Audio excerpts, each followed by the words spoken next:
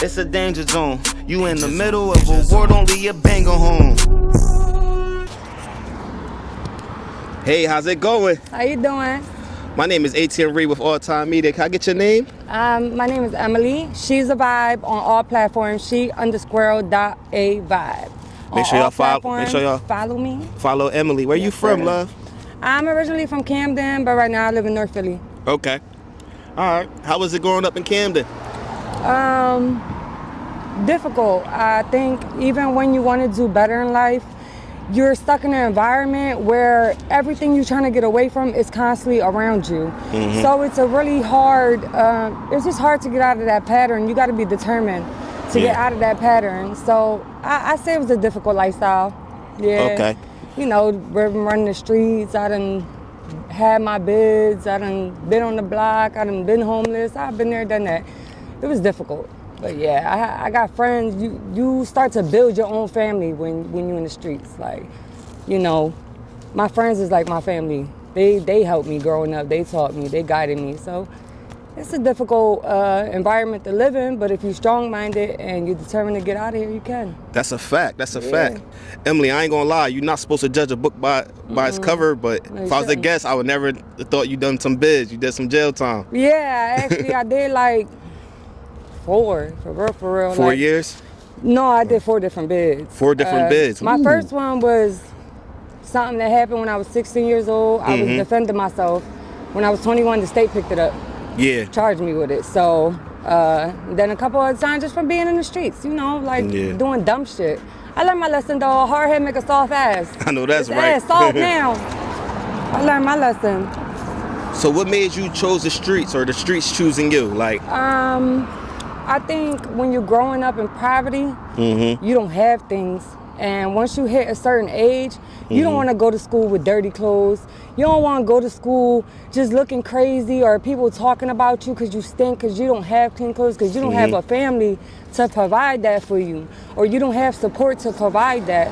And people, you know, make you feel like shit about it. So as you get older, you get tired. Yo, come on, bad girl, come on. go.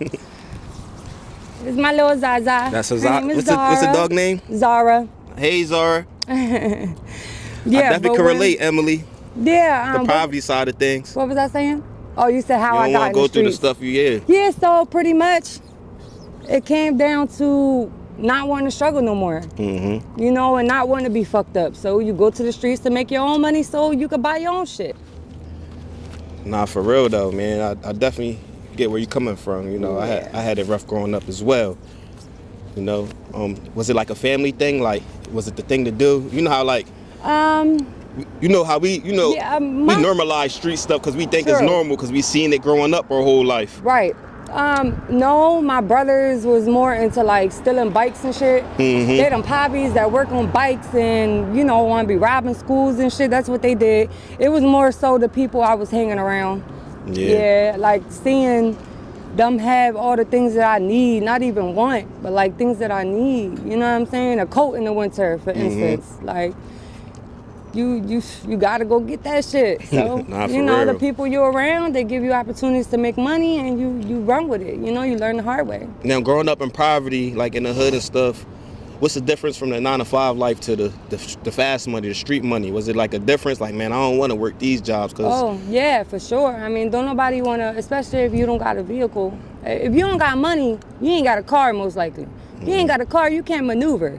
So you gotta work, you gotta get to work, you putting in all these hours for a check that you can make in an hour. That's how we see it. You know what I'm saying? So you be like, damn, I'm gonna go to the streets, I can make a whole check in an hour. But what I can say from learning experience is that everything you get with that dirty money, it don't last.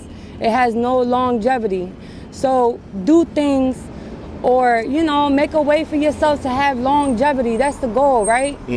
That's the goal. So yeah, it's a big difference. Honestly, it's a big difference. I do 9-to-5 now. I let the street life go. And when I tell you the street life is like a drug, I'm dead serious. Like, you withdraw from that street life. It's addictive. And it's hard to get out of, especially when you're in poverty. As soon as you, let me wait till this bus go by. As soon as you feel like you fucked up, you trying to go to the streets. That's all you know. So, you know, try your hardest to get out that mindset. I never got your age. I know you're not supposed to ask a woman her age, but you know, for the I'm interview. 29. Okay. So right. yeah, I had my fair share of runs. What was your hardest bid, Emily? You did 4 of them. What was your hardest one, man? My hardest bid was my last bid. I came home October 2022. Okay. I believe, and that's because I already had let go of that street life, and I was already on my journey starting a new life, because you gotta relearn new habits. You gotta learn new habits and let that old life go. I got caught up for somebody else shit. You know what I'm saying? They came in my crib not even for me, but for somebody else. And you know, I know how it is being in the streets. I know the consequences. But that shit sat me down, and I wasn't beat. Like, I was like, this is my last time. That was the hardest time, because my kids are older. I got 2 kids. Okay. They understand a lot more. You know, my daughter's at the age where she need her mom. So, yeah, my last bid was definitely the most difficult. Okay. Yeah. Man, that's a lot. How is it in the women jails? Was you in prison? You was locked up in prison, county bid, the food is crazy. Like, the food is nutty. But if you I'm telling you, the only way to be straight is if you got some money put up, or somebody put money on your books. Other than that, it's fucked up. It's fucked up in there. But when you gay, it's a little easier. Like, if you like bitches, because you get a little girlfriend, you know. But I said, if you going to jail, turn gay. Get some pussy in there. It's gonna make your time go by.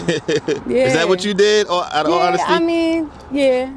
I like bitches, so you know, you with a whole bunch of females. That's what's gonna happen. It's either most of the time. Fuck. So yeah. I hear that a lot, man. I hear that a lot. What's your sign, Emily? Aries. Okay. Are you spiritual at all? I'm very spiritual, actually. I wouldn't say religious at all. Spiritual, yes. Okay. I'm in tune. I'm in touch. Do you know, when you get locked up sometimes and you see the younger girls, do you try to be a role model, give them advice, or, it's to each his own? I've always been like a natural caterer, or like I've always liked to help people. Like, I'm a nurse. So, okay. When I see a young girl going in that direction that I took, of course, I'm going to try to give them some advice. I'm going to try to take them under the wing and guide them. Yeah. I'm not going to tell them what not to do, because everybody got to learn their own way. You know what I'm saying? They got to go through trials and tribulations to learn their own lesson to be the person they supposed to be. So they got to go through them things. But I will give my best advice, you know what I'm saying? And that's the best I can do. How does trust sit with you, Emily? How does trust sit you? Yeah. Do you trust people? Or is it hard? It depends on the person. I give people the benefit of the doubt. And you got to show me. You got to give me a reason not to trust you. I mean, it's always hard to trust people. That's everybody's problem. But it's not that difficult when people don't give you a reason not to trust them. It's only difficult to trust somebody when people constantly giving you reasons not to. You know what I'm saying? But me, I give somebody the benefit of the doubt. And once you show me I can't trust you, I mentally note that, and I know where to, how to play you. So trusting people, I feel like I said, depends on the person. Yeah. Definitely depends on the person.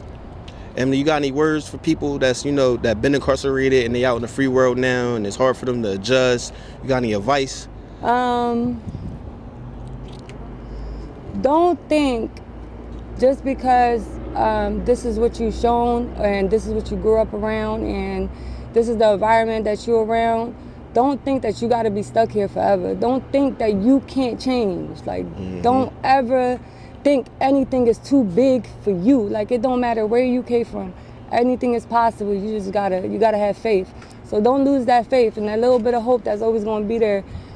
You gotta use that. Don't lose hope. Don't lose faith, and keep grinding.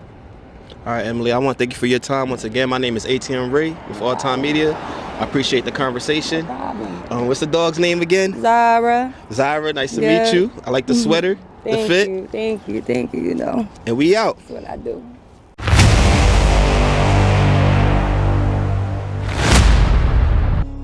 It's a danger zone. You in the middle of a war, don't leave your banger home.